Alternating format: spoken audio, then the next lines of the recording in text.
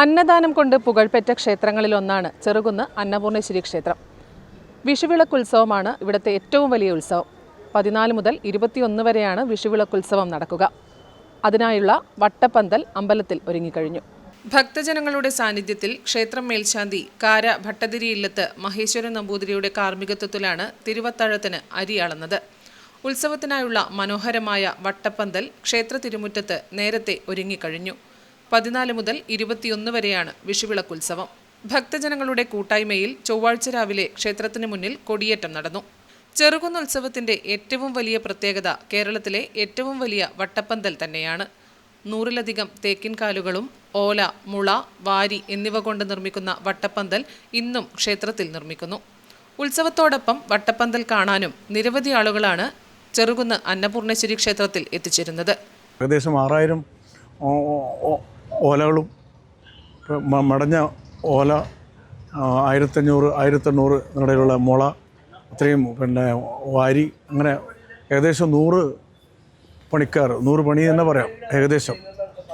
അത് ഈ കാലാവസ്ഥേൻ്റെ പ്രശ്നം കൊണ്ട് ചൂട് കൊണ്ട് ചിലപ്പോൾ പണിക്കാർക്ക് മേലെ കയറാൻ പറ്റില്ല. അപ്പോൾ അത് സമയബന്ധിതമായി തീർത്തു.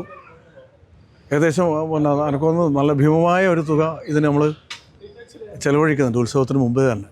ഉത്സവത്തിന്റെ ഭാഗമായി വൈകുന്നേരം 7 മണിക്ക് ഉത്സവം പുറത്തെഴുന്നള്ളിക്കും. രാത്രി 8-ന് ഉത്സവം എഴുന്നള്ളിപ്പ് മഠത്തിൽ അരയാൽക്കലേക്ക്, 10-ന് തിടമ്പ് നൃത്തം, 15-ന് പുലർച്ചെ 4:33-നും 5-7-നും ഇടയിൽ വിഷുക്കണി. ഉത്സവ ആഘോഷത്തിന്റെ ഭാഗമായി വിവിധ ദിവസങ്ങളിൽ ചെറുകുന്ന് കണ്ണപുരം ഇരണാവ് ദേശവാസികളുടെയും പറശ്ശിനി മടപ്പുരയുടെയും വക കാഴ്ചവരവും ആചാര വെടിക്കെട്ടും നടക്കും. ഉത്സവം എല്ലാ ദിവസവും പുറത്തെഴുന്നള്ളത്തും നടക്കും. ഉത്സവാഘോഷത്തിന്റെ ഭാഗമായി വിവിധ സാംസ്കാരിക പരിപാടികളും അരങ്ങേറും. ഉത്സവത്തിന് കൊടിയേറിയതോടുകൂടി നാടിന്റെ നാനാഭാഗത്തു നിന്നും ആളുകൾ ചെറുകുന്ന് അന്നപൂർണേശ്വരി ക്ഷേത്രത്തിൽ എത്തിച്ചേരുന്നു. അമ്പലത്തിൽ തൊഴാൻ വന്നതാണ്. എന്താണ് പേര്? എൻ്റെ പേര് ഷൈനി എന്ന ശ്രീദേവി. ഷൈനി എന്നാൽ ശ്രീദേവി. അപ്പോൾ എത്ര കാലം കൂടിയിട്ടാണ് ഇപ്പോൾ നാട്ടിൽ വരുന്നതും അതുപോലെ ഉത്സവത്തിന് കൂടുന്നതും? 15 വർഷത്തോളമായി ഉത്സവം കണ്ടിട്ട്. 15 വർഷത്തിലധികമായി. ഞാൻ ജനിച്ചു വളർന്നത് ഈ നാട്ടിലാണ്. ഇന്നെൻ്റെ ബർത്ത്ഡേ ആണ്. അപ്പോൾ ഏപ്രിൽ 14-നാണ് സാധാരണ വിഷു വരാറ്. ഈ വർഷം 15-നാണ്. അപ്പോൾ ഇന്ന് എനിക്ക് എൻ്റെ ബർത്ത്ഡേ ദിവസം അമ്പലത്തിൽ വരാൻ പറ്റി.